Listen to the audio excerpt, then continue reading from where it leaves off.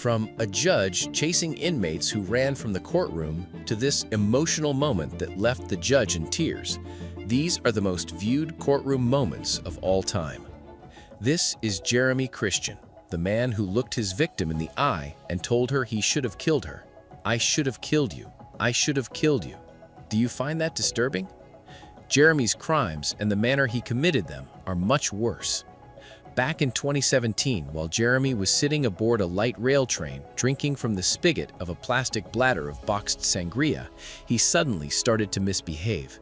He ranted about Jews and Muslims, beheadings in Saudi Arabia, and Vikings and circumcision.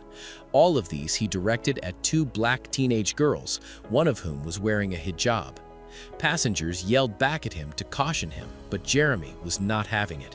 Soon, the issue escalated as three of the passengers stood in between the girls and Jeremy to prevent further abuse from him.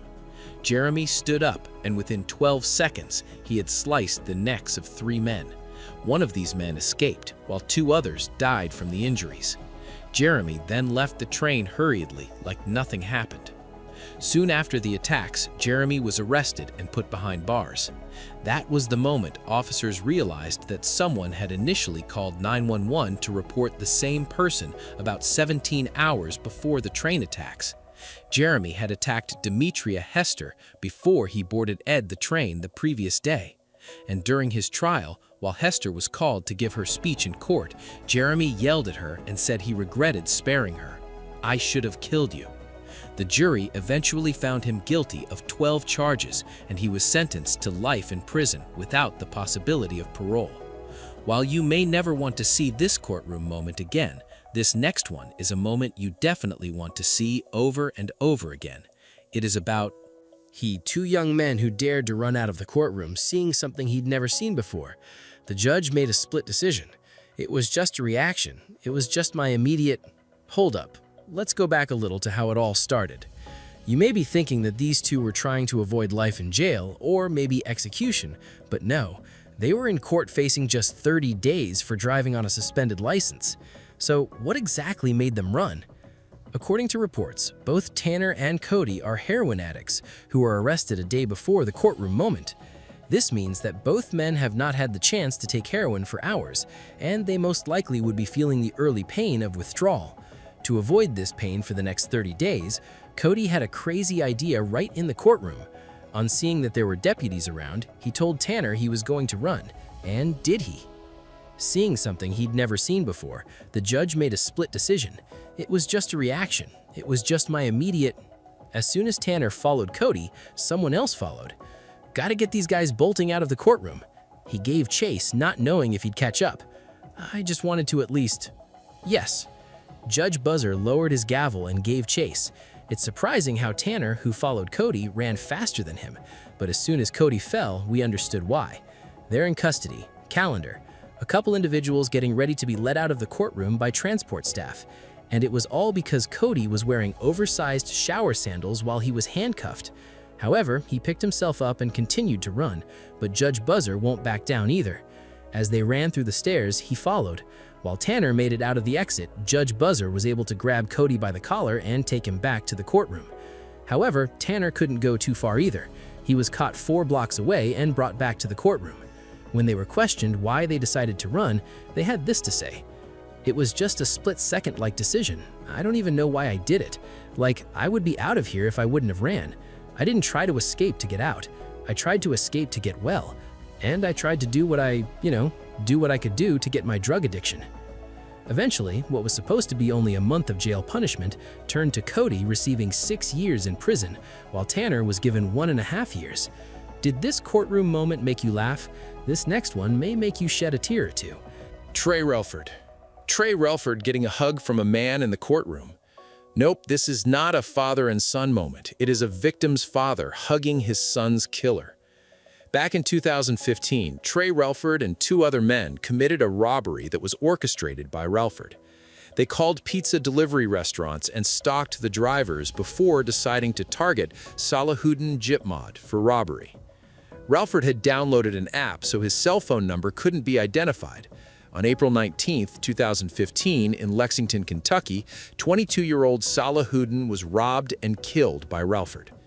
Trey Relford was facing a death sentence after he pled guilty to the murder charge, but that was before Salahuddin's father gave his emotional speech in the courtroom.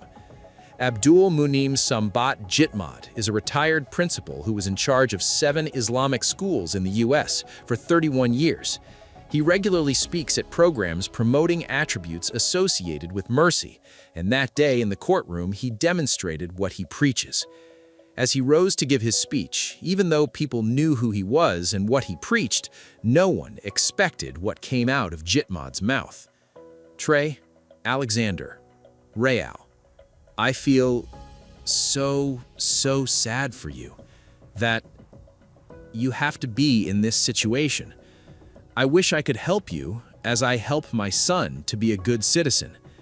If Salahuddin were to be here, if he alive, he will forgive you.